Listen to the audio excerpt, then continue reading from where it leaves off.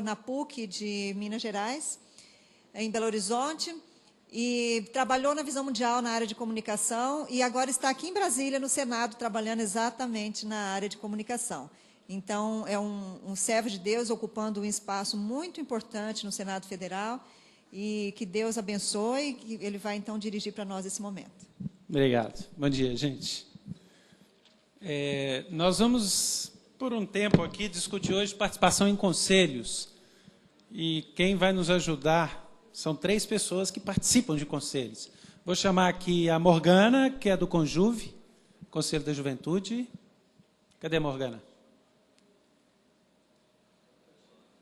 Está vindo, né, Morgana? A Daniela, do CONSEA, o Conselho de Segurança Alimentar. Cadê a Daniela? Está vindo. E o Wellington, que é do CONANDA, o Conselho dos Direitos da Criança e do Adolescente. Eu estou aqui só para ajudá-los a falar, mas antes, enquanto eles vão chegando, eu queria trazer algumas informações, já que nós vamos discutir participação em conselhos, eu fui buscar alguns dados, pesquisas recentes, para sintonizar a discussão, né, para a gente entender mais ou menos do que se trata. Estou com uma colinha aqui com umas pesquisas para falar para vocês. O conselho é algo que existe no Brasil há muito tempo. Alguém sabe quando é que foi criado o primeiro Conselho Nacional no Brasil? 1937, Conselho de Saúde. Depois, em 64, o Conselho dos Direitos da Pessoa Humana. Conselho dos Direitos Humanos, em 64, não precisa dizer mais nada, né? É claro que os conselhos existem desde a década de 30, mas, efetivamente, o envolvimento da sociedade com conselhos é algo mais recente. Eu acho que a gente tem um marco aí, talvez, com a criação do CONANDA, que é o Conselho dos Direitos da Criança e do Adolescente, né? O IPEA fez um levantamento. Nos últimos 60 anos, nós tivemos no Brasil 114 conferências nacionais.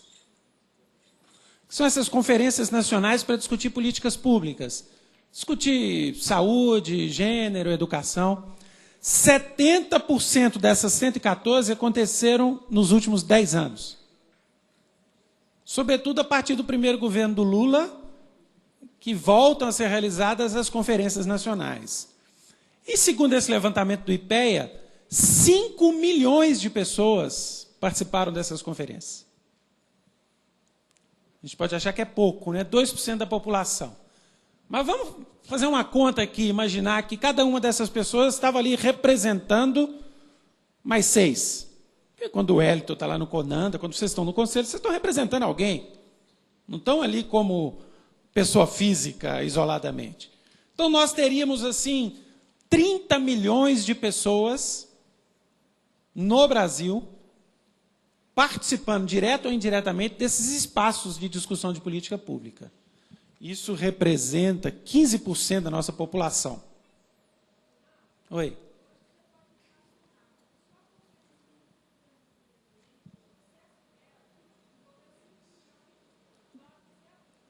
Pois é, que vieram antes, né? Aqui eu estou falando só diretamente.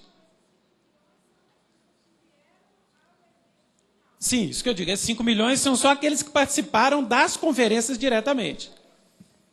Em 50 milhões, vai dar aí 20% da população. Se nós vamos comparar com a Europa, eu tenho os dados aqui do Observatório Europeu da Democracia. Na França, 8% da população participa dos espaços de discussão de política pública. A Suécia é o país que tem mais participação, 23% da população.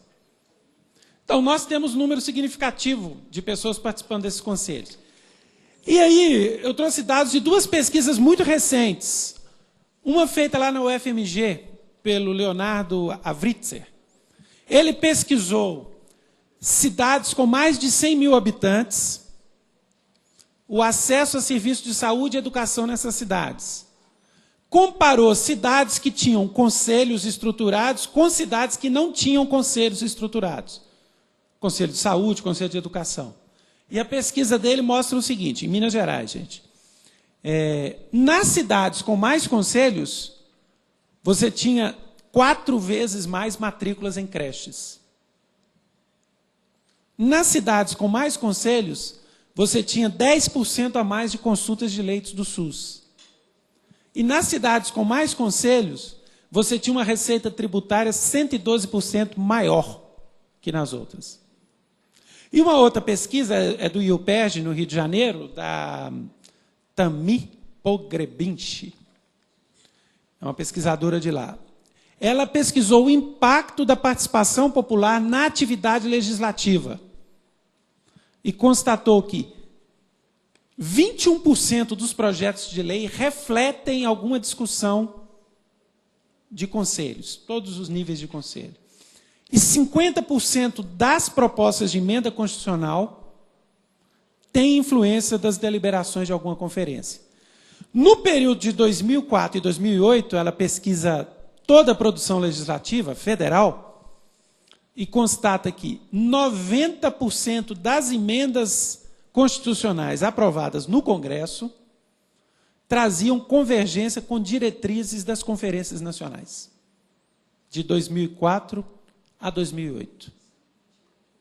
Então, esses dados que eu trouxe aqui, apenas para a gente entender um pouco o que a gente está falando quando está falando de participação da sociedade nos conselhos, a importância disso e a possibilidade que a sociedade tem de influenciar as políticas públicas participando dos conselhos. Então, nós vamos agora ouvir os nossos especialistas em conselhos. As meninas primeiro. Eu vou começar aqui na ordem alfabética. A Daniela primeiro, que é do Conceia. Eu vou dar 10 minutos para cada um. E, no final, a gente abre para um debatezinho para a gente tentar voltar para o tempo. Oi? 15 para cada um, até 15.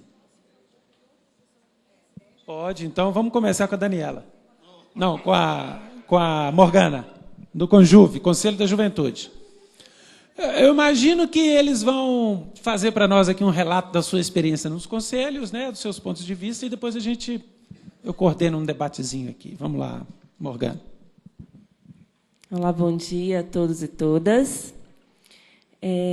Bom, eu sou a Morgana, participo da Rede Fale e estive no Conjuve no ano passado. Não sou mais membro do Pleno do Conselho, mas estive lá durante o ano de 2010, representando a Aliança Bíblica Universitária do Brasil no segmento religioso. São hoje no Conselho 67 organizações da sociedade civil, porque o Conjuve tem uma característica muito forte de participação tanto de titulares quanto de suplentes, né? São 40 vagas da sociedade civil, 40 cadeiras, só que muitas são divididas. A própria Rede Fale tem uma cadeira compartilhada, né? Então, num ano com titularidade, no outro ano com a suplência. Isso amplia a participação de organizações dentro do Conselho. Bom, em primeiro lugar, gostaria também, né, de trazer uma palavra da Secretaria, do Conselho, que foi convidado a estar aqui. A gente está no processo de conferências, né, de juventude. Esse final de semana é o último final de semana para a realização de conferências municipais. Então, tem muitos municípios realizando conferência municipal. O Rio de Janeiro, a cidade do Rio de Janeiro, a cidade de São Paulo, Goiânia, além de um monte de cidades, né, do interior que também estão realizando. Então, ficava um pouco complicado alguém poder estar aqui com a gente. E aí, como eu tive essa experiência, né, de poder estar lá, enquanto representante religiosa também, por isso que eu venho aqui compartilhar um pouquinho. Bom, o Conjuve ele surgiu em 2005, né, se comparando com o CONANDA, que surgiu aí em 93. O Conselho de Saúde, que ressurgiu aí desde o início, né, com a Constituição, com a definição dos conselhos. O Conselho de Saúde já começa a trabalhar, já no ano 90. Então, é um conselho novo que surge nessa gama de conselhos que explode no Brasil a partir do governo Lula, que amplia absurdamente o número de conferências e de conselhos de participação de controle social. O Alexandre Brasil né, que falou ontem com a gente, esteve na primeira gestão do Conselho, e acho que, se vocês puderem, né, conhecer um pouquinho desse processo depois, conversar com ele, talvez seja interessante. A Rede Fale e a ABU entram no Conselho na gestão em 2008. Antes já estávamos com o Alexandre, né, mas o Alexandre representava o segmento religioso de uma forma mais ampla, a cadeira era do MEP, mas a partir de uma negociação com diversas organizações religiosas. Bom, eu tenho aqui vários dados, né, do porquê que a gente precisa pensar a política de juventude, né? A gente ouviu aqui que os jovens são pobres, marginalizados na sociedade. 30,5% dos jovens no Brasil são pobres e vivem com menos de meio salário mínimo per capita por família. Os jovens são os que mais morrem no país. Né, a taxa é de 69 jovens que morrem a cada 100 mil habitantes. No Espírito Santo, Rio de Janeiro e Pernambuco, essa taxa cresce para mais de 100 jovens a cada 100 mil habitantes. Mas aí você já tem algumas experiências, por exemplo, em Santa Catarina, Rio Grande do Norte e Maranhão, essa taxa desce para 15.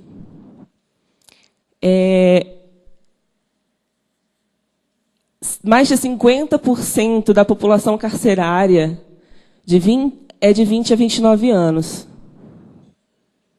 50%, gente, isso é muita coisa.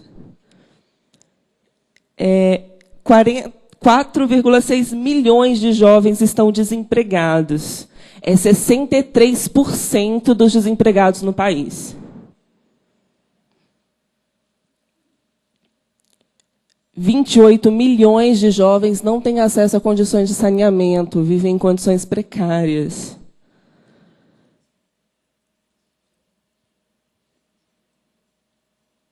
A taxa de analfabetismo no Brasil, ela diminuiu, né? Assim, a gente tem o processo de alfabetização maior. Mas, se você olha no Nordeste, ainda tem um grande número de jovens, né, de crianças que não estão alfabetizados. Você tem um grande número de jovens. Dos jovens que não são alfabetizados no Brasil, o número de negros que são analfabetos é muito maior. E aí você tem uma série de questões. E aí, como vocês foram percebendo, eu fui citando informações de várias coisas. Fui citando questão de educação, questão de saúde, questão de cidade, questão do jovem rural. E aí a gente percebe como que a política de juventude, para você olhar para o jovem precisa de um olhar diferenciado, precisa de um olhar transversal. Então, a ideia é que no Conselho a gente possa ter esse diálogo com diversos segmentos, com diversos espaços, e possa ter essa transversalidade.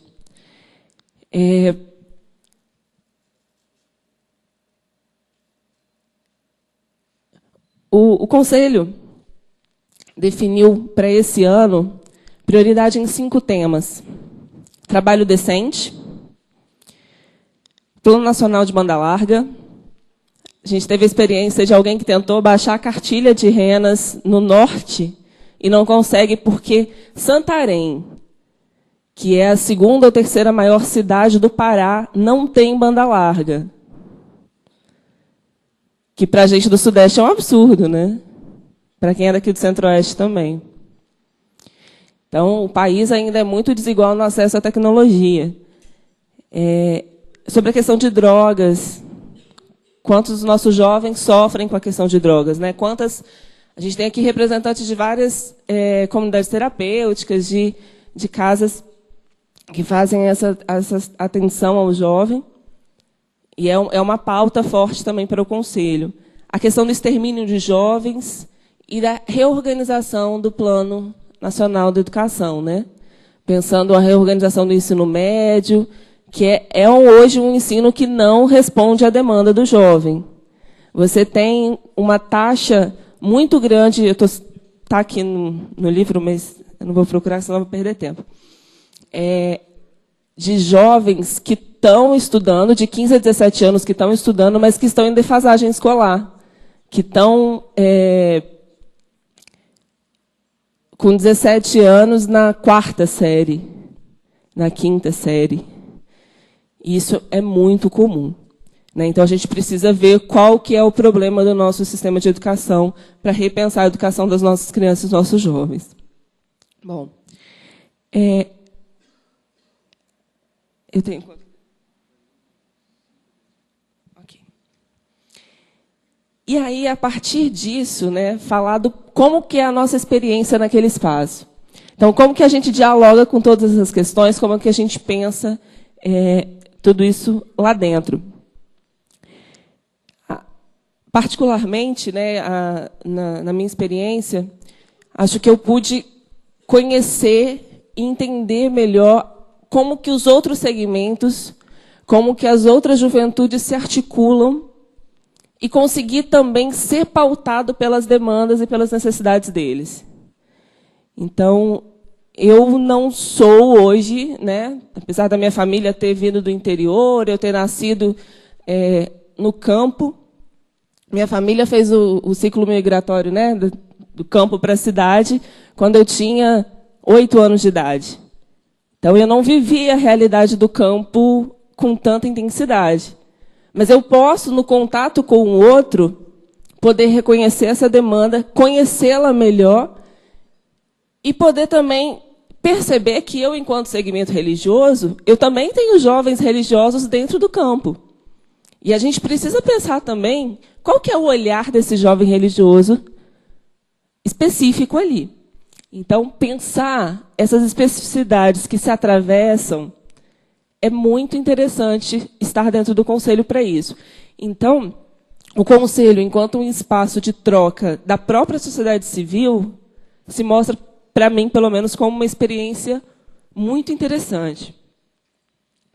Além disso, é um espaço que a gente consegue também dar visibilidade às nossas ações, né? Mostrar o como que a gente tem se preocupado, e aí não mostrar por mostrar, né? Não mostrar para dizer, olha, eu estou fazendo, mas mostrar no sentido de compartilhar, de poder apresentar a nossa experiência.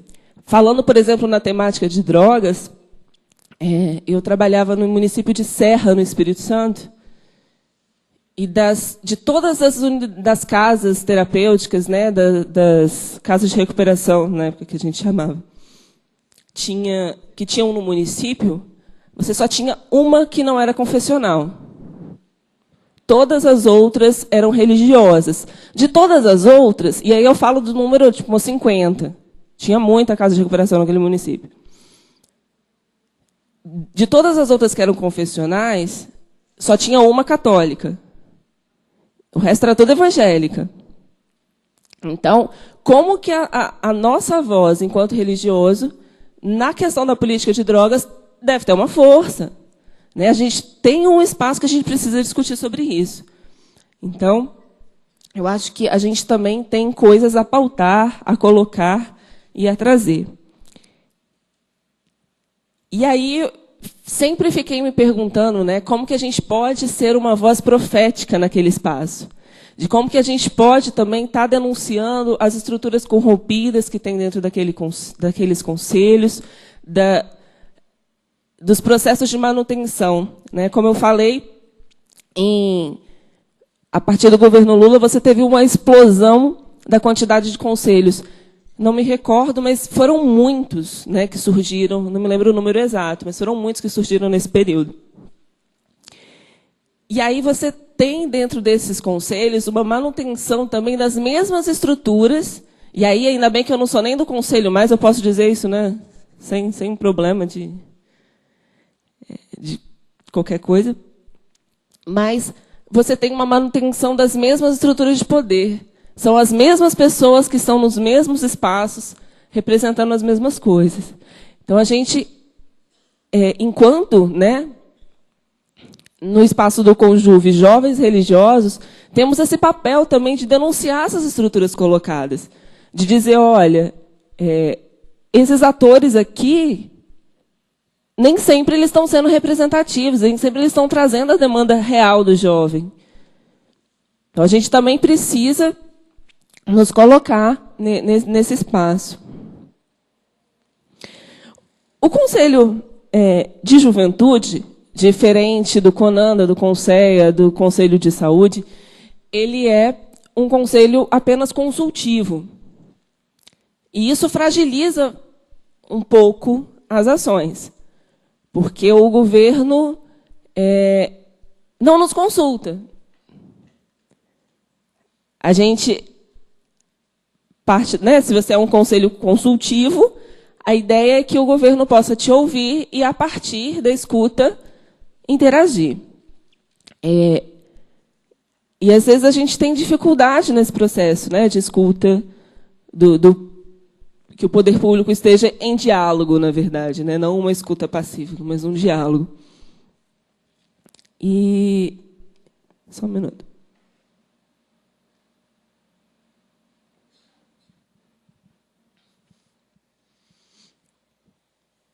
O governo está presente, né, dentro do Conselho, participa, é ativo nesse processo, mas, às vezes, a gente tem demora de publicação de relatórios em 2 anos. Quase a gestão inteira, né, do Conselho.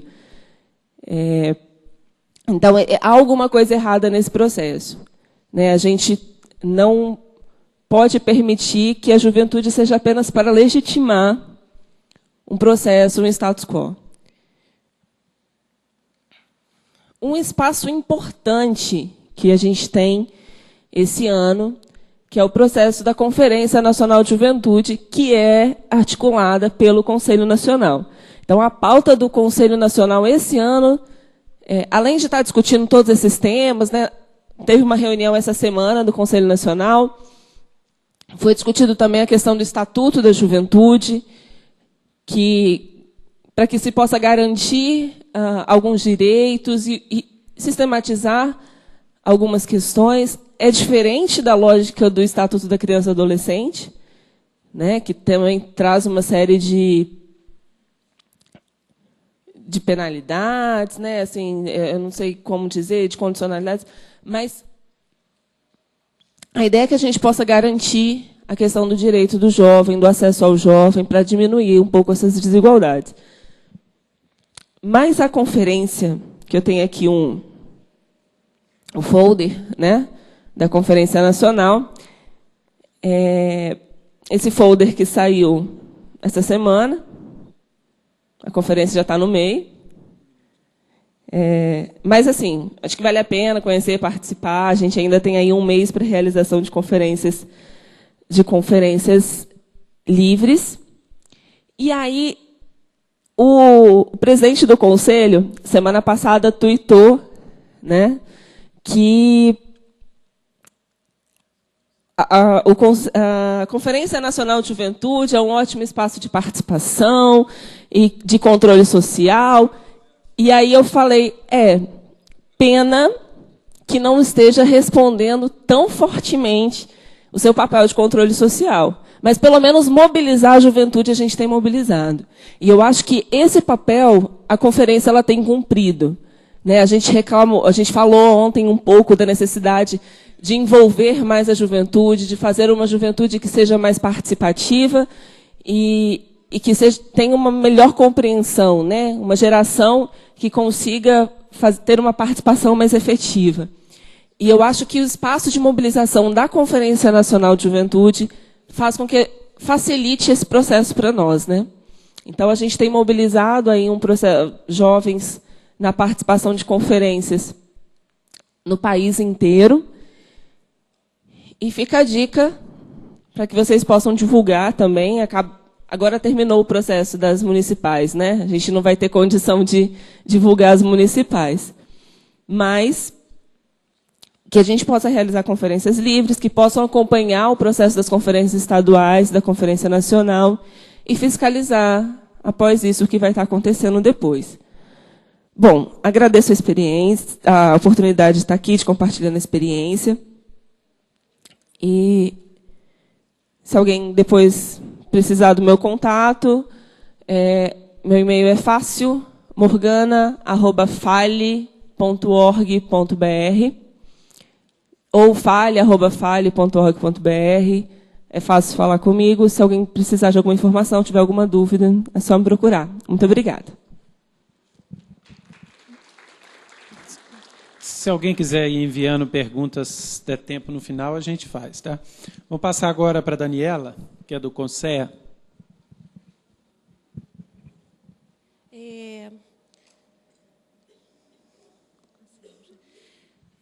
Em nome do Renato Maluf, nosso presidente do Conselho Nacional, eu trago aqui as saudações para todos e todas, né, presentes aqui no Encontro Nacional de Renas. E ele foi convidado pessoalmente, designou a mim a representação, como ele costuma fazer muitas vezes durante o ano. E eu sorri, né, e falei assim com ele: Renato, você está esquecendo? Eu sou representante de Renas no Conselho.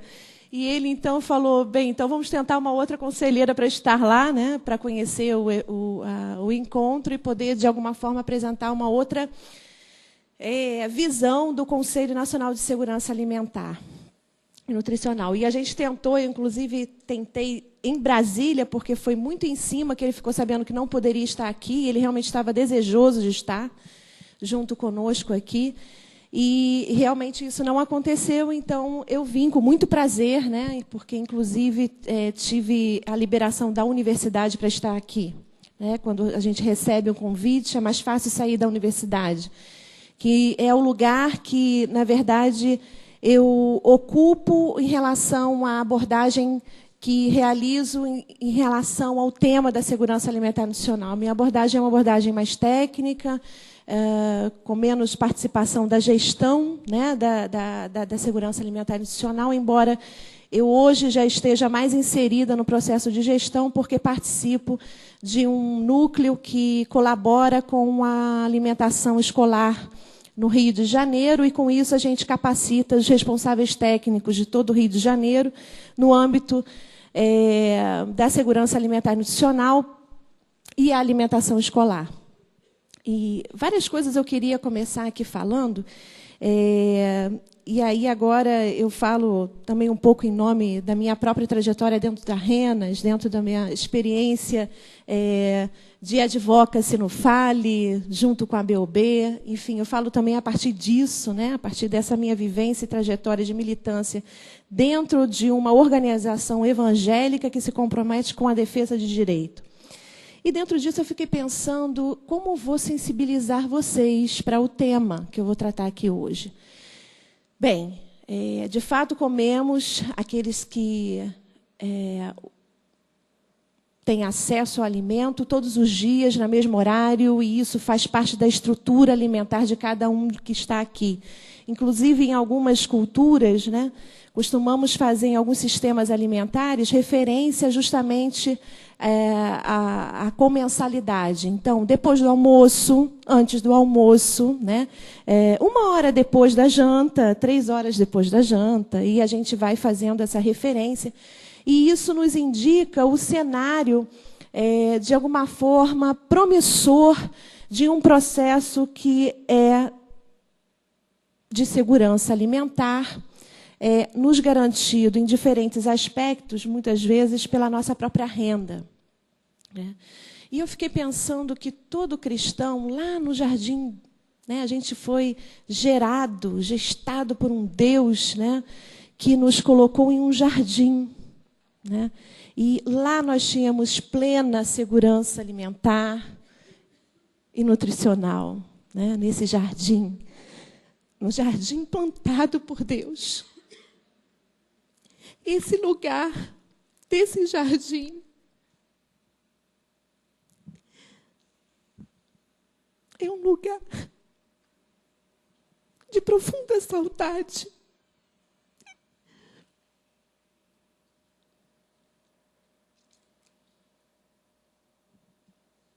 Desculpe, irmãos.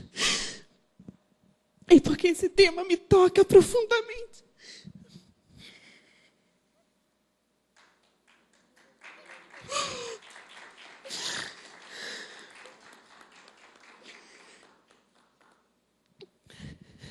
E Deus me fazia me lembrar dos meus devocionais quando eu ainda era jovem, na idade de Morgana, e que eu sonhava ter vivido naquele lugar onde um Deus provedor amoroso me proporcionava uma relação perfeita com Ele, perfeita com o outro e perfeita com a natureza. Esse lugar, ele está dentro de nós. Esse vazio que muitas vezes a gente fala que o homem sente, que nós sentimos, ele continua presente. Esse desejo de estar naquele jardim. E eu penso que, como cristãos, nós não podemos nos desvincular dessa perspectiva de que o reino de Deus é parte de um resgate desse sentimento, desse lugar amoroso, desse colo de Deus, né, profundo, de uma relação onde a natureza estava plenamente em harmonia conosco e nada nos faltava, nada, de alguma forma, nos faltava. Nada. Alimento, amor, afeto, desenvolvimento, cultura, projeto de vida, nada nos faltava. Mas, infelizmente, nós temos na nossa história o pecado. Acho que foi muito bem pontuado nesse encontro a questão do pecado e as desigualdades sociais. Pode passar, por favor, o próximo slide. E esse é o cenário brasileiro, dessa realidade que nós vivemos. Aí está uma tela de Portinari. Portinari é um dos pintores que eu gosto muito. E ele consegue, de alguma forma, colorida, em texturas, em cores, em formas, em intensidade, nos mostrar uma realidade que nos parece festiva da pobreza e das desigualdades também. Em alguns outros momentos, ele tem outras relações, e ele também é estudado por diferentes pesquisadores, cientistas sociais, que apontam que ele também valorizava um tipo de etnia, né? Então, não vou entrar aqui nessa discussão, mas me causa curiosidade como ver beleza e ver possibilidade de cenário diferente num contexto onde há muita escassez. Já estão me cobrando o tempo. Metade foi de choro. Próximo, por favor. Ai, é um lenço. A gente já se sente cobrada. Ai, relaxa, né? Bem, ai, amém, amém. Estaremos todos um dia. Bem, dizer que, para mim, foi um privilégio enorme poder estar dentro de um Conselho Nacional de Segurança Alimentar e Nutricional, indicado por RENAS, né? Isso é muito significativo do ponto de vista estratégico, institucional, se a gente for falar do ponto de vista do projeto de Deus para a RENAS, né? E desde 2007 eu tenho vivenciado uma experiência intensa de colaboração, muito participativa, voluntária, e que tem tomado boa parte do meu doutorado, boa parte da minha vida familiar, boa parte, enfim, da minha vida profissional. E o tema tem permeado e de alguma forma, eu tenho contribuído também pela misericórdia de Deus dentro desse conselho. E eu quero partilhar um pouco daquilo que a gente tem participado. Esse processo, eu acho que o nosso irmão Ronaldo colocou muito bem em números, né? É um processo histórico, né? A questão dos conselhos no Brasil. E, na verdade, ele se fundamenta nesse princípio dos direitos, com muito mais rigor depois da Constituição, porque foi na Constituição de 1988 que a gente estabeleceu os direitos sociais no mesmo patamar dos direitos civis, dos direitos políticos. E, de fato, a partir desse momento se instaurou, né, a maior frequência e o volume de participação social foi crescendo, e, em função dessa demanda da sociedade civil organizada, é que, então, se cria, e vem sendo assim até hoje, os conselhos, né? Eu acho que a gente tem que valorizar os processos de luta, de conquista. Nada é dado, o direito ele é conquistado, né? O direito é direito, não é um favor, mas ele se conquista, ele se exige, né? O direito ele não é posto pelo Estado e garantido pelo Estado, e assim está. Nós precisamos estar num movimento atento de monitorização das políticas públicas que estabelecem a possibilidade dos mecanismos de acessar esses direitos sociais. Então, esse é um movimento que move pode passar, por favor, essa situação. Então, o CONSEA, dentro da estrutura de um conselho, ele seria um espaço para a democracia. É uma pergunta com uma afirmação, né? Espaço para a democracia participativa, né? Ele seria esse espaço. Ele é esse espaço? Eu acredito que sim, ele tem sido, né? Seria um espaço para a gestão de políticas públicas? Sim, ele tem sido, né? Para as melhores políticas públicas, aí seria uma outra pergunta, né?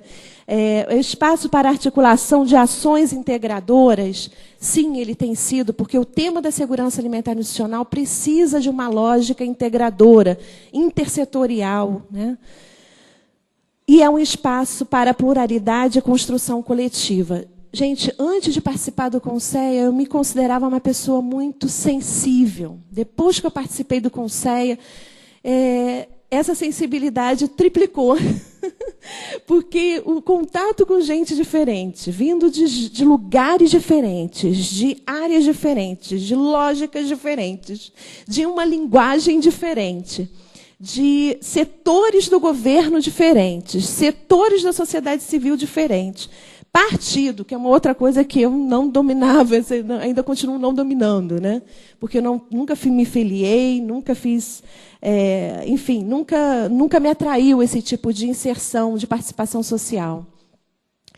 E depois dessa experiência, pode passar, por favor, eu tenho vivenciado realmente um processo de cidadania, né? O processo de cidadania é um processo de crescente construção de um sujeito que entende os seus direitos e colabora para que eles sejam ampliados para todos e para todas, né? Então, o CONSEA me proporcionou isso. O CONSEA ele se estabelece como um espaço de construir as seguintes questões para o tema da segurança alimentar e nutricional.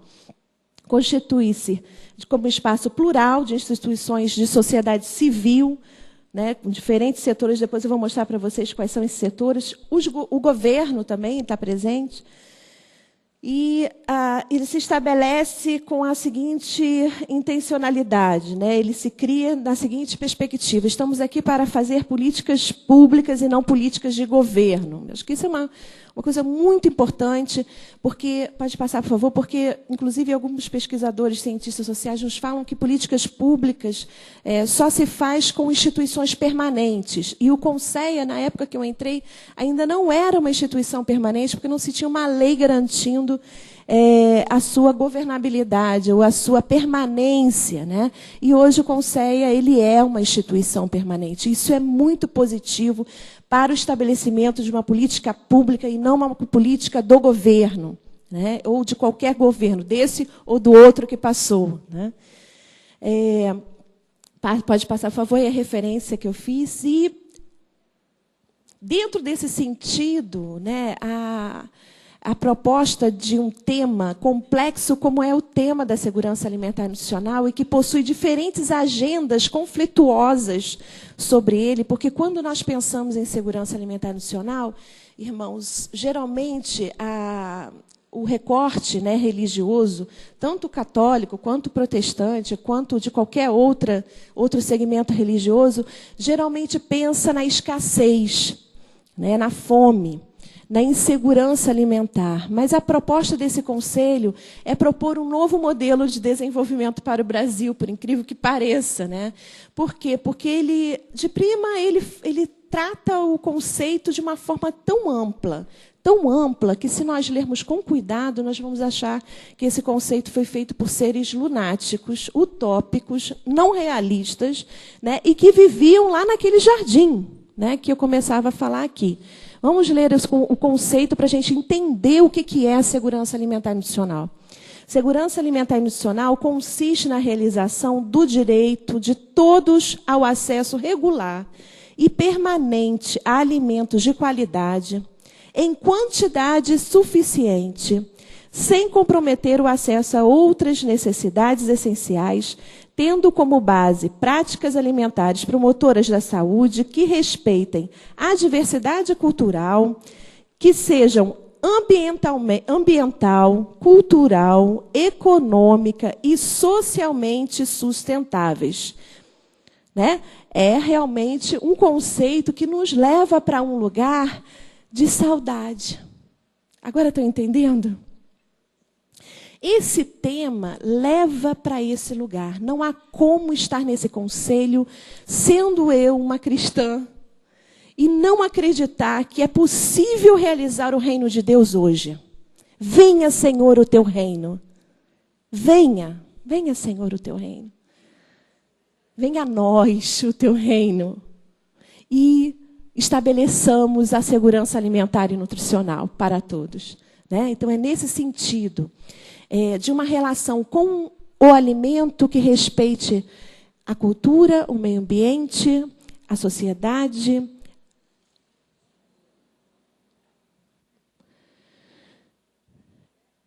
É uma outra relação. Na verdade, nós precisaríamos de um outro sistema alimentar.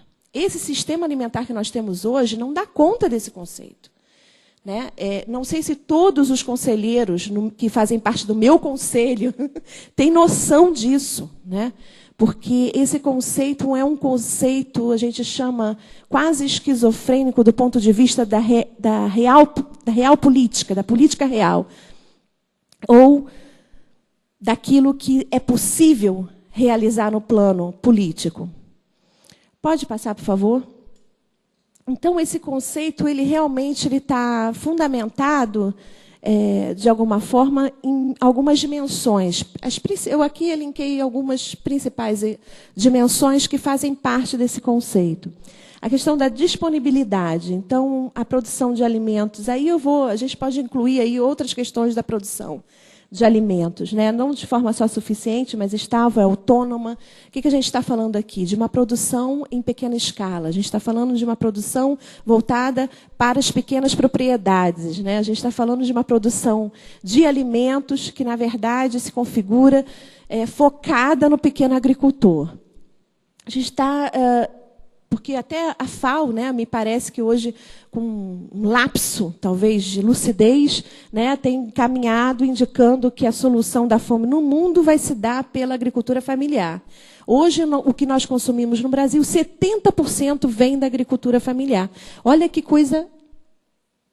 Né, um ponto de interrogação enorme. 70% dos alimentos que o brasileiro consome hoje na sua mesa é oriundo da agricultura familiar. Isso significa que nós dependemos desses agricultores e poucas políticas públicas existem para ampará-lo. Desculpa. Pelo ponto de vista como nutricionista, a gente costuma dizer que o arroz e feijão é a composição mais protetora para diferentes doenças. Né? Eu sou nutricionista de formação básica. Eu não falei, não me apresentei, né? Sou nutricionista de formação básica, trabalho com o tema de insegurança alimentar e nutricional em contexto de pobreza extrema. E assim eu venho estudando esses anos todos. Né? E, recentemente, eu tenho dialogado com a perspectiva da cultura alimentar e do direito humano à alimentação. Então, só para dar uma situada. Né? E é curioso, eu fico assim, pensando, né, como que até hoje, a POF foi lançada... agora, há pouco tempo, com os dados da POF, do consumo alimentar do brasileiro, porque se tinha o dado antigo de que o brasileiro, o que ele comia dentro de casa, o que ele comprava de alimento. Então, o arroz e feijão ficou bem diminuído. Então, agora a POF resolveu pesquisar o que nós comemos fora de casa. Né? Então, ele descobriu que o brasileiro vem comendo cada vez mais fora de casa, e isso acontece em todos os segmentos da sociedade. nem que seja uma vez por semana por lazer. Um dado interessante. E outro dado interessante é que o consumo fora de casa de arroz e feijão ainda permanece como hábito da cultura nossa alimentar de norte a sul do Brasil. Né? Então, ou seja, a gente é muito diverso, todo mundo concorda com isso, né?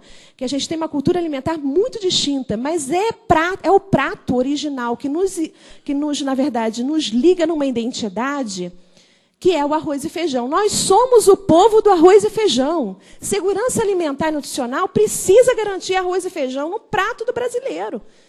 Frutas, verduras e legumes faz parte do sonho, né, do processo mais amplo dos micronutrientes, das vitaminas, etc. Mas o prato que mais protege contra a obesidade, isso estudos observacionais revelam que é o prato com arroz e feijão. Então, um prato de segurança alimentar e nutricional, a gente precisa trabalhar com a perspectiva de que esses alimentos hoje no Brasil são produzidos pelos pequenos agricultores que não possuem políticas públicas voltadas para eles, para que eles possam continuar plantando feijão.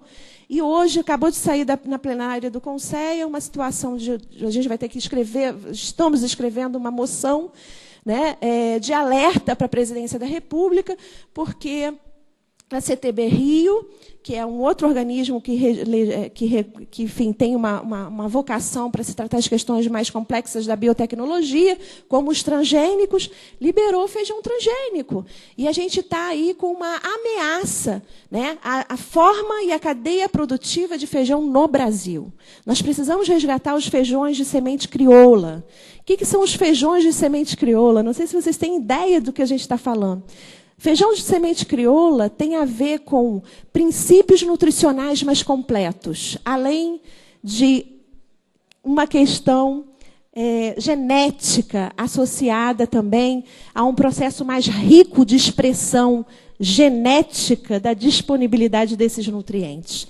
Ao fim e ao cabo, é isso que a gente está falando, fora as questões étnicas relacionadas às sementes crioulas, né? Que a gente tem muita semente crioula relacionada a essas comunidades que resistiram ao processo de urbanização que nós sofremos, né? De civilização.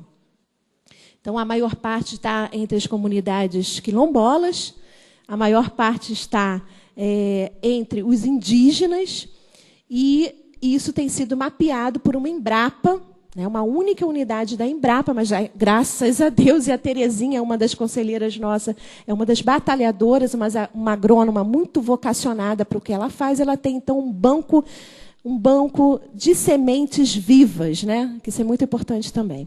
Pode passar, por favor. Então, a questão do acesso, um pouquinho anterior, a questão do acesso, da adequação e da sustentabilidade, eu vou passar rapidamente por eles, não vou me ater, porque, de fato, o processo produtivo é o que é mais complexo na segurança alimentar nacional hoje. Por favor, pode passar.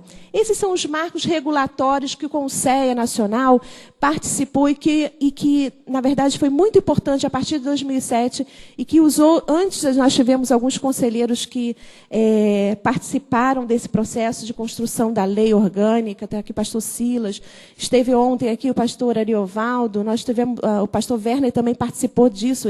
Pastor Werner e eu ocupamos a vaga da representação de renas, né? Nós temos aqui o irmão do pastor Werner, faz assim com a mão, por favor. Né? Pastor Werner é um dos militantes mais assim, posso falar assim, mais apaixonado que eu conheço, né, pela temática da cadeia alimentar produtiva, né, dos biocombustíveis, de pensar a questão energética, de pensar, enfim. É maravilhoso, irmãos. A gente, como renas, eu digo que a gente tem um acúmulo muito importante, né, no cenário nacional. Pode passar, por favor. Nós nos envolvemos nesse processo do direito humano à alimentação. Então, aqui eu trouxe a emenda número 64, de 4 de fevereiro, era a nossa lembrança de 2010, que nós participamos de uma campanha lindíssima de defesa de direitos, de mobilização da sociedade brasileira, dos evangélicos, atuando junto à Câmara dos Deputados Federais, lembrando-os da necessidade da votação da emenda constitucional, na época, projeto de emenda constitucional. E nós tivemos uma participação extremamente importante, citada no plenário do Conselho Nacional, pelo deputado que lidera a Frente Parlamentar pela Segurança Alimentar Nacional, o deputado Nazareno. Então, da importância que foi receber todos os dias, na caixa de mensagens de todos os deputados, uma mensagem de 1, 2, 3, 4, 5 evangélicos, lembrando de que era necessário se votar com urgência a emenda constitucional do direito humano à alimentação. Que orgulho de ter participado dessa história. Renas participou dessa história. Muito bom, muito bom. O decreto, né, e aí o decreto mais posterior a esse processo, o decreto 7.272, de 25 de agosto de 2010, institui a Política Nacional de Segurança Alimentar Nutricional e dá um prazo ao governo, pela primeira vez, um decreto que sai, né, do pleno do plenário, praticamente, do Conselho Nacional, né, um decreto de lei que a gente ajudou a escrever. Tem muito orgulho também de dizer isso, né, que nós ajudamos a escrever, sai com um prazo para o governo federal definido, concreto e com penalidade, se ele não cumprir. E a gente tem esse ano, né, o nosso Plano Nacional de Segurança Alimentar, com um compromisso firmado pela CAISAN, que é um novo órgão de interlocução das políticas intersetoriais de SAM. Eu vou explicar um pouco melhor o que significa isso. Um pouco mais para frente. Um pouco mais para frente. Então, cria o sistema, né, a lei orgânica, também a importância que ela teve é que ela cria um Sistema Nacional de Segurança Alimentar Nacional, assim como tem o SUAS, assim como foi o SUS. Né? Então, nós temos hoje um formato de equipamentos e de setores dialogando nesse processo do CISAM. Silvia, anteontem, me perguntou sobre como a igreja poderia participar, e eu logo localizei um equipamento da sociedade civil que ela poderia se agregar, que esse equipamento irá compor o equipamento do CISAM, do Sistema Nacional de Segurança Alimentar Nacional. Quer dizer, isso já começa a tomar corpo, tomar formas, acessar esse sistema. Vai começar a fazer parte da pauta dos conselhos municipais, dos conselhos estaduais, porque é no local onde a política pública de segurança alimentar nacional se operacionaliza, se realiza. É no local, é no município, é ali, no fogo, né, no fogo da política pública social que acontece. Pode passar, por favor? Pode passar, por favor. Bem, as principais ações do Conselho, acho que isso eu tenho que falar, né? As principais ações do Conselho tem várias ações, né? Eu aqui elenquei algumas, tá? Então, assim, convocar a Conferência Nacional de Segurança Alimentar Nacional, propor ao Poder Executivo Federal as diretrizes e prioridades da política e Plano Nacional de Segurança Alimentar Nacional, articular, acompanhar, monitorar a implementação e a convergência de ações inerentes à política e ao plano de SAM, e mobilizar e apoiar entidades da sociedade civil na discussão e na implementação de ações públicas de segurança alimentar nacional. Bem, nós também realizamos como manifestação. Bem, esse conselho, acho que eu não expliquei, esse conselho está ligado à Casa Civil, está ligado, portanto, à Presidência da República.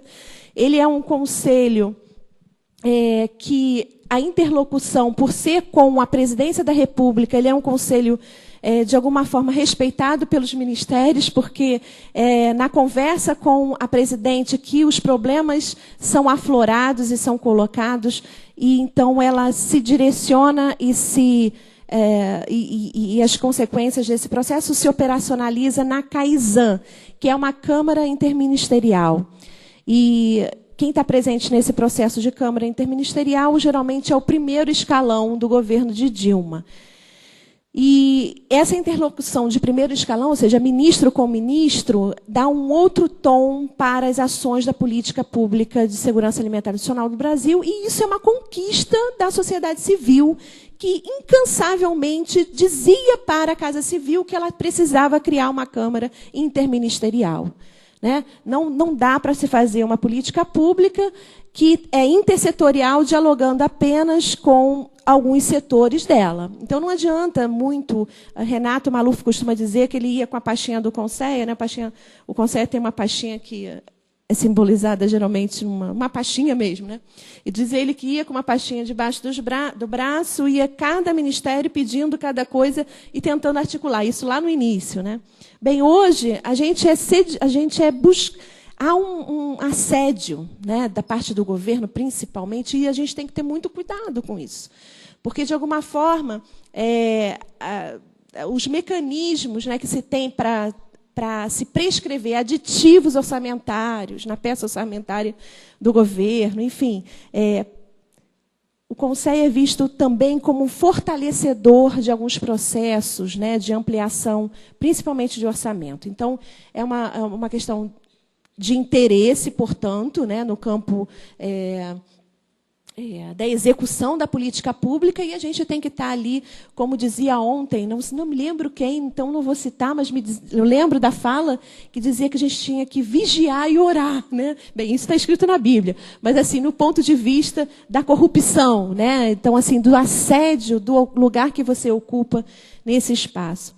Pode passar, por favor?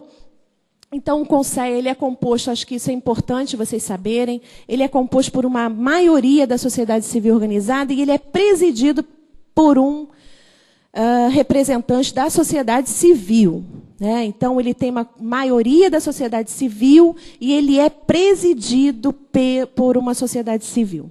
Isso no Conceia Nacional, o que não se reproduz, infelizmente, para os conceias municipais e estaduais, embora isso seja fortemente recomendado pelo Conceia Nacional. Pode passar, por favor. Nós também temos a figura do convidado permanente. Geralmente, esse convidado é um convidado internacional, mas também nós temos alguns convidados nacionais. Na condição de observadores que possuem direito à voz, mas não a voto, no pleno do Conceia. Por favor. A presidência, como eu falei, é exercida por um membro da sociedade civil. Próximo, por favor. E a secretaria do Conceia, hoje, é exercida pelo ministro de Estado, Desenvolvimento Social e Combate à Fome. Isso foi quem luta tanto para ter interlocução lá na Casa Civil, se vê a sua secretaria toda atrelada a um ministério, significa o quê? Né? Que ela está sendo sustentada por um ministério, né? Do ponto de vista financeiro também. Né? Ou seja, quem emite as passagens, de onde está saindo o dinheiro para que a Secretaria Executiva dê andamento ao seu processo. Por um lado, isso foi bom, porque, por exemplo, eu ouvi dizer que em alguns conselhos está tendo muita dificuldade de emissão de passagens. A gente não está tendo nenhum problema. Né? Então, por esse lado, foi maravilhoso. Agora, antes, e ficamos muito preocupados com uma situação de uma interlocução indesejável, porque a gente não quer só ter a interlocução com o Ministério do Desenvolvimento Social e Combate à Fome, porque, de alguma forma, quem nos financia também exerce, de alguma forma, um jogo de interesse, no jogo do poder, na real política, né? A gente consegue entender que há uma maior influência, não é? Então, não é muito desejado. Mas isso, de alguma forma, viabilizou. Bem, com um plano que ontem foi discutido aqui, quer dizer, não foi discutido o plano, mas a intenção era falar sobre ele e o papel da igreja, né? O Plano Nacional de Combate, Plano Nacional Brasil Sem Miséria, saiu da ministra Tereza, né, que é a ministra do Desenvolvimento Social e Combate à Fome. Ana Fonseca, que foi a grande responsável por esse plano, esteve no pleno do Conceia nos apresentando antes do plano ser anunciado. Né? O Conceia pôde colaborar com o plano. Se ele hoje ainda não é suficiente, ontem o pastor estava fazendo algumas colocações, todas essas colocações foram feitas diretamente para a Ana Fonseca e a ministra, e a gente falava sobre essa questão da necessária busca ativa por essa população de pobreza extrema. Por esse aspecto, por estar sob a responsabilidade do Ministério do Desenvolvimento Social e Combate à Fome, hoje, o principal plano político e projeto político da Dilma, né, da presidente Dilma, isso torna também o Ministério empoderado do ponto de vista do recurso financeiro, né? E esse plano foi desenhado, né, e foi justamente movido todo um processo de escuta e de redirecionamento desse plano para que não ficasse só no Ministério do Desenvolvimento Social. Então, praticamente todos os ministérios do governo Dilma têm uma participação no plano Brasil Sem Miséria. E isso é a forma com que, de alguma forma, no plano político, né, eleva um ministério em relação ao outro, né? Então, a gente teve agora uma plenária em que tinha 3 ministros, a última plenária, que foi uma das plenárias mais marcantes da minha história, porque foi sobre reforma agrária e a questão de terras, né, indígenas, e, enfim. Então, assim, foi uma plenária difícil, mas uma plenária linda, né, linda, e uma plenária em que teve uma moção escrita, né, pelo Conselho Nacional, em que provocou o governo a ponto deles dizerem assim: mudem a carta de exposição de motivos de vocês. Está batendo muito no governo. A gente é parceiro, né? Espera aí, a gente não é parceiro.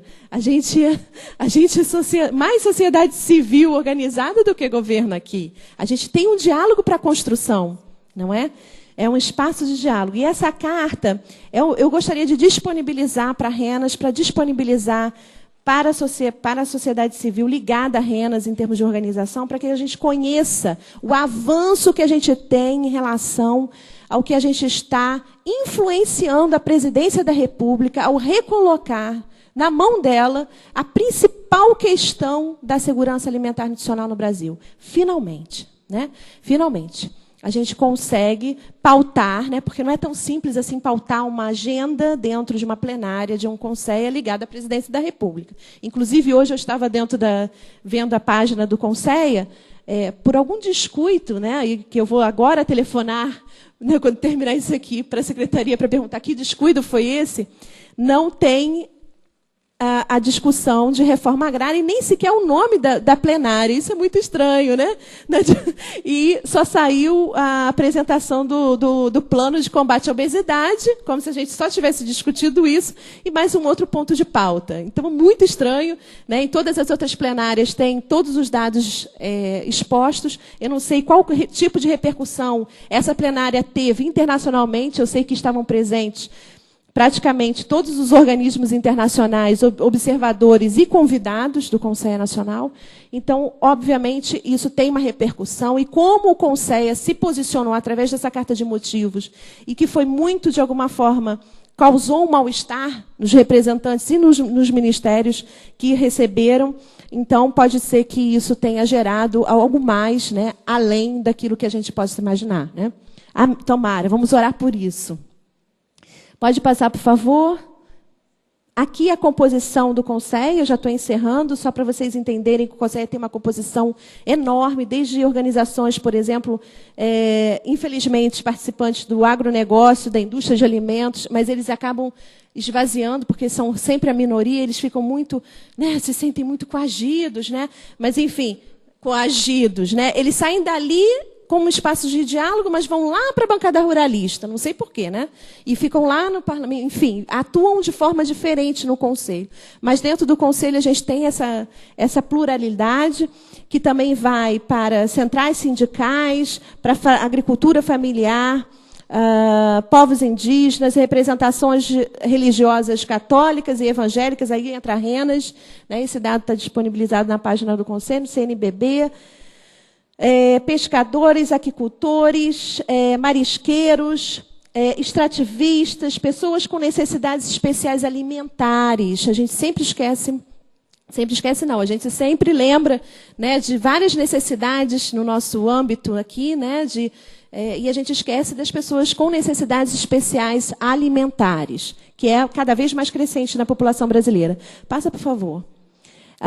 Movimento negro, quilombola, comunidade de terreiro, reforma agrária, agroecologia, economia solidária, nós temos entidades de direito humano e alimentação, nós temos redes e fóruns, aí os diferentes, ASA, né, que é parte de alguns parceiros da RENAS está ligado como a SEV, né, a ASA, que é a Articulação do Semiárido, associações e conselhos profissionais, enfim, especialistas e pesquisadores. Pode passar, por favor. Essa é a composição mais estatística do conselho. Basicamente, metade masculino, metade para cima, né? Quer dizer, 55% ele é mais feminino, né, do que masculino. A questão do gênero aí também é interessante, porque a alimentação faz parte do cenário também feminino, né, e isso também, de alguma forma, se expressa na composição. Em relação à regionalidade, a gente tem uma boa distribuição regional, né, naquele gráfico ali, mais abaixo, do lado esquerdo. Pode passar o próximo, por favor? Bem, e a gente se organiza em comissões, em GTs. Pode passar, por favor. Vai ter comissões em GTs. E eu gostaria de falar que, durante o ano de 2010, final de 2009 e início de 2010, RENAS presidiu duas comissões no CONSEA, CP1 e CP3. Tá? E gostaria de dizer que, atualmente, eu também estou coordenando um grupo de trabalho sobre a situação indígena, sobre a situação de segurança alimentar nutricional dos povos indígenas da região de Dourados e Ponta Porã. Agora a gente definiu que vai ser Cone Sul do Mato Grosso do Sul, né? Porque todos ali estão precisando desse apoio, né, do Conselho Nacional. E é uma experiência maravilhosa. Espero que vocês façam pergunta, porque eu tenho muita coisa para falar disso, mas não vou poder. Passa, por favor. Bem, passa, por favor, já falei disso, por favor. Acho que essa complexidade do quadro brasileiro de situação de SAN é só uma parte de todo um processo de sistema agroalimentar inapropriado, né? A gente fala muito de... Quer dizer, a gente não, eu não, né? Mas está no senso, está na boca das pessoas isso. A pessoa não escolhe o alimento como deve escolher, né? A gente tem uma muita facilidade de culpabilização do indivíduo pela sua saúde. A gente tem que eliminar essa ideia maligna que não nos permite fazer políticas sociais que garantam direitos sociais. Gente, essa é uma visão maligna que deve ser combatida por nós. Ninguém é culpado do seu processo individualmente, 100% culpado, ele não é. E as escolhas alimentares, elas não são escolhas individualizadas. Alguém escolhe pela gente lá no nível central. Alguém escolhe pela gente quando só querem plantar soja, ao invés de plantar feijão, arroz, né, frutas, verduras e legumes. Alguém escolhe isso, não sou eu que estou escolhendo. Não é você que está escolhendo. Quer dizer, até somos, se a gente for pensar que a nossa democracia é representativa e é participativa e a gente elege os nossos representantes, tá certo? Então, nós temos participação quando ela é coletiva. Essa participação e essa culpa, ela é coletiva. Não é você no supermercado, fazendo na prateleira do supermercado que essa escolha vai se dar, mas é na hora do voto. Tá, irmão? Vamos nos unir nesse apelo aí. Pode passar, por favor. Então, o quadro de obesidade, sobrepeso, ele é uma face de um problema maior que começa no modelo de desenvolvimento social, econômico, político que o Brasil escolheu percorrer. E que nós estamos desacelerando esse processo com um guarda-chuva enorme, que é da segurança alimentar nacional, que faz interface com o meio ambiente, com as questões associadas à agricultura, com a questão associada à assistência social, com todos os direitos sociais, né, que nós temos aí, de alguma forma, entrelaçados com o direito humano à alimentação. Irmãos, quero eu desejar para todos e todas um futuro brasileiro em que teremos um alimento à mesa limpo, justo, saudável, que não venha de cadeias produtivas de escravo, né, trabalho escravo, que esteja livre de agrotóxico, que seja uma cadeia associada a uma cadeia de pequenos agricultores, promovendo desenvolvimento social, local, enfim. Muito obrigada. Obrigado, Daniela. Vou passar a palavra para o Wellington, que vai nos falar um pouco sobre o CONANDA, que é o Conselho dos Direitos da Criança e do Adolescente.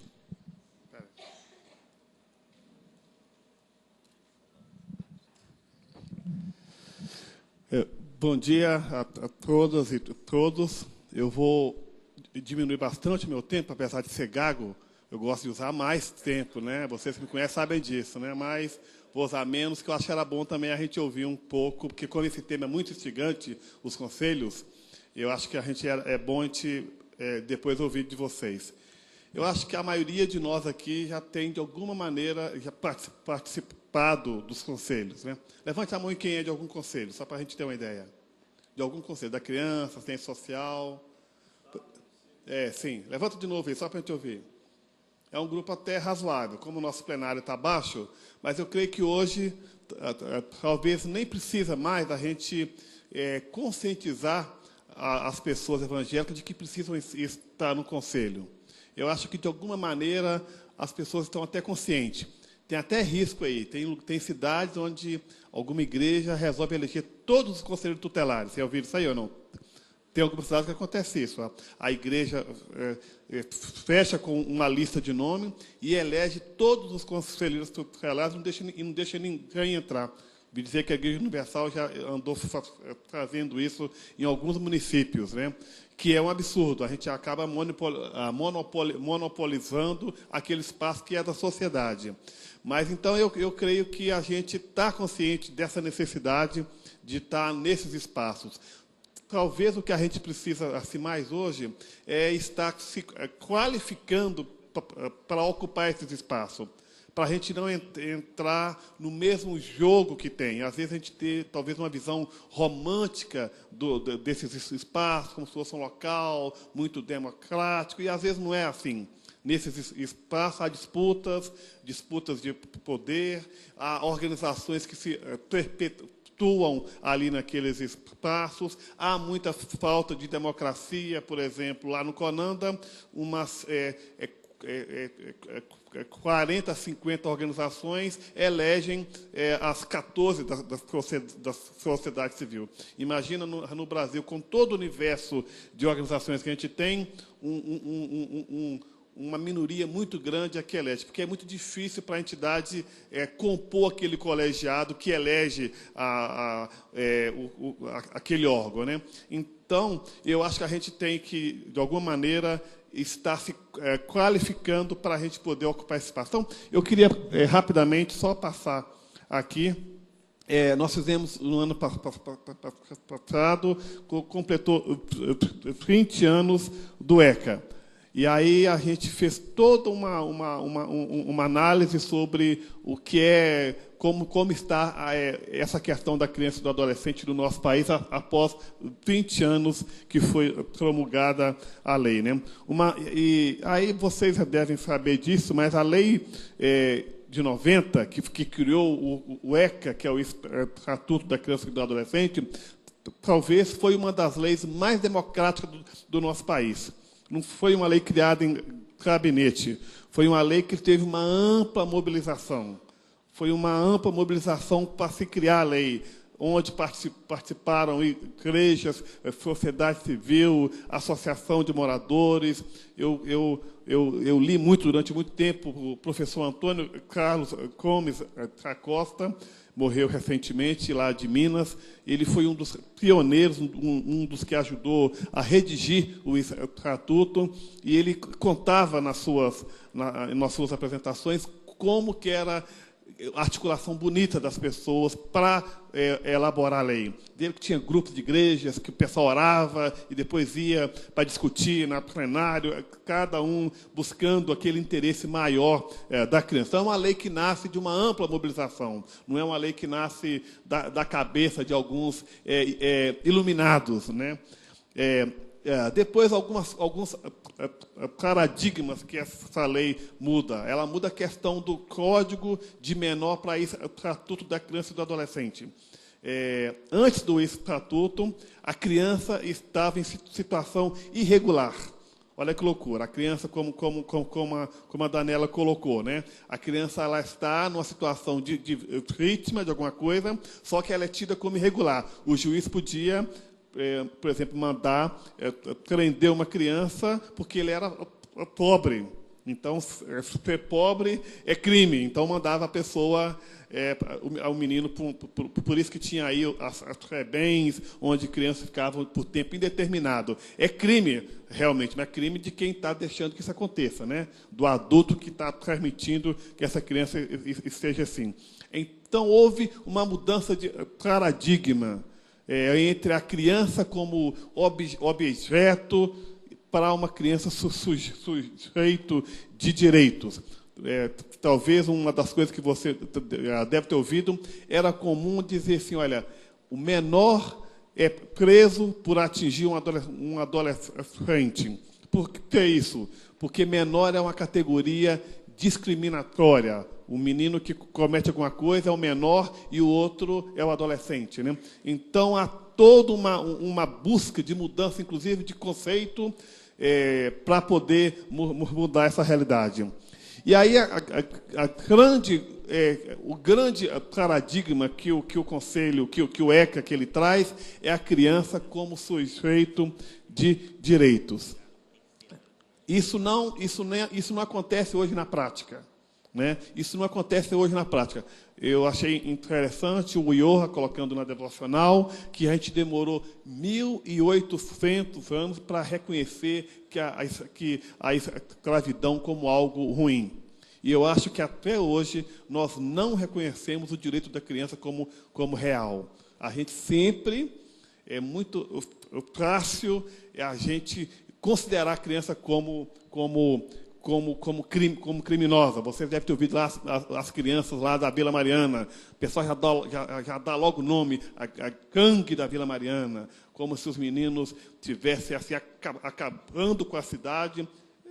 5, 6 meninas de 9, 10, 11 anos, mas há toda uma questão midiática para criminalizar a criança, né? Tem uma pessoa que é o relator das Nações Unidas que fala que o Brasil ainda é um país de duas pressões. Notável progresso na luta contra a fome em meio a agudas desigualdades sociais. Nós temos 2 Brasis ou muito mais, né? Tem um Brasil de um jeito e outro completamente o oposto daquilo ali. E aí eu não queria me alongar, porque tá.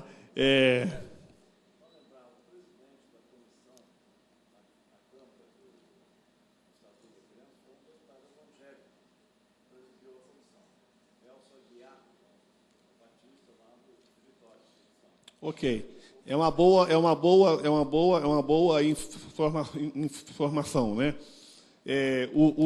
A lei que criou o ECA, que é o Estatuto da Criança, ela é de 13 de julho de 1990, né? E o CONANDA veio um ano depois. Foi criado em 1991, ainda na gestão do Fernando Collor de Mello.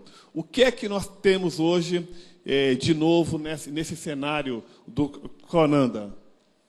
Espera aí. Espera. Objetivo. O que é que nós temos? No ano passado, foi definido criar o plano decenal, que é um plano para 10 anos, que todos os ministérios vão ter que se pautar a partir desse plano. O objetivo desse plano é analisar, definir e deliberar sobre a política nacional dos direitos humanos da criança e do adolescente. Então, a gente pretende ter um plano nacional que vai, de alguma maneira, nortear aquilo que a federação, estados e municípios devem fazer com relação à criança e à política da criança e do adolescente. O CONANDA, ele é composto também, como a maioria dos outros conselhos, por membros da sociedade civil e por membros do governo. Ele tem, hoje, atualmente, são 14 organizações da sociedade civil, a maioria organizações de âmbito nacional, e são 14 membros do governo. A gente está passando aí por uma crise, porque o governo ele quer, às vezes, ter esses órgãos apenas como para fazer de conta. Infelizmente, tem isso. Vai, mas acaba decidindo aquilo que ele quer decidir. Nos últimos 2 meses, o governo abaixou uma norma de não ter diárias para os conselheiros. Então, o conselheiro tem direito à diária, que é uma atividade feita voluntariamente, né? E aí, como é que as pessoas vão se deslocar das suas cidades para poderem ficar 2, 3, 4 dias em Brasília sem ter esse direito garantido? E há também uma crítica no número dessa movimentação, das conferências, como se fosse um gasto desnecessário que não trouxesse resultado concreto para a sociedade. Mas muito da política que a gente tem hoje, que avançou muito, é por causa dessas conferências no nível municipal, estadual e nacional. Eu não vou me deter na política nacional, porque eu acho que é um assunto assim, muito longo, e vocês podem consultar depois na página lá do Conanda. E deixa eu só ir para o final, então, aqui. O que é essa política que ela pretende fazer? Primeiro, reconhecimento da criança e do adolescente como sujeito de direitos nas políticas que o governo está realizando. A proteção integral para a criança e o adolescente. Prioridade absoluta para a criança. Igualdade e respeito à diversidade e equidade e justiça social. Quais são os documentos de referências para esse marco da criança? A Constituição Federal, o Estatuto da Criança e do Adolescente, os planos nacionais e as resoluções. E, no nível internacional, o documento mais importante que a gente tem nesse tema da criança e do adolescente é a Convenção dos Direitos da Criança e do Adolescente, que foi promulgada pela ONU.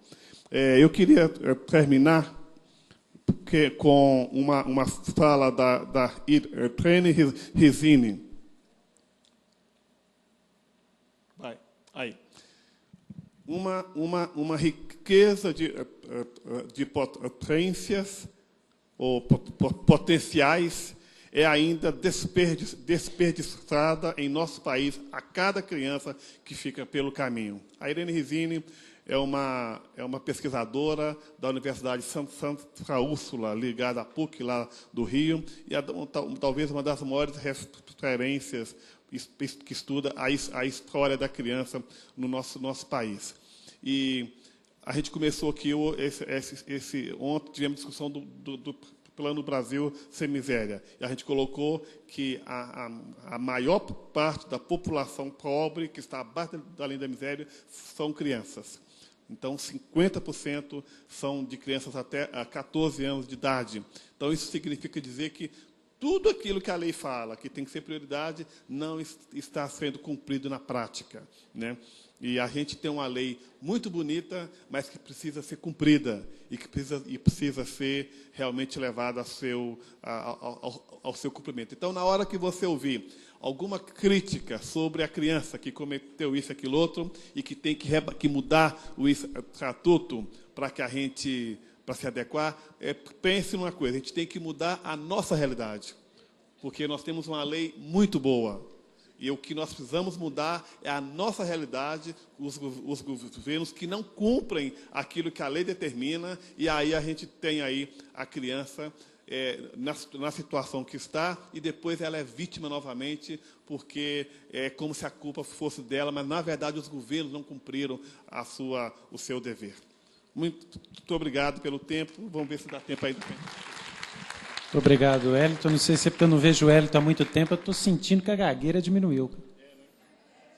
Eu estou achando que você está treinando. Nós vamos fazer uma metodologia diferente. Infelizmente, não vai dar para responder as perguntas aqui. O pessoal vai debater durante o intervalo, mas eu vou ler algumas perguntas e encaminhar para os expositores. Aqui, pastor Silas, para Morgana, por que a Rede Fala e não convoca uma conferência da Juventude Evangélica Nacional,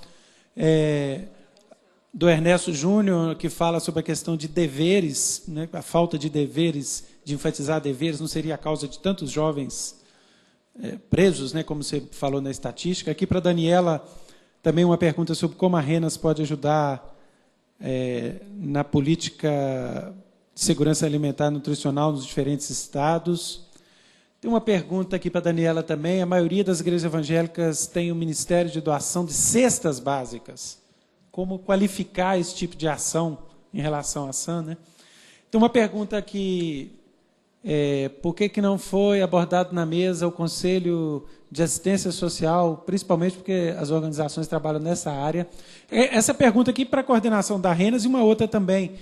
Em Campinas, os conselhos exigem para que se participe deles. Ata da Assembleia, ata da reunião, ata de filiação do indicado, registro, CNPJ. A RENAS sendo uma rede, no caso Campinas, como é que ela vai poder participar do conselho se ela não tem nada disso? Eu acho que é um tipo de questão importante, né? O CNAS foi convidado, viu, gente? Estão me dizendo aqui e não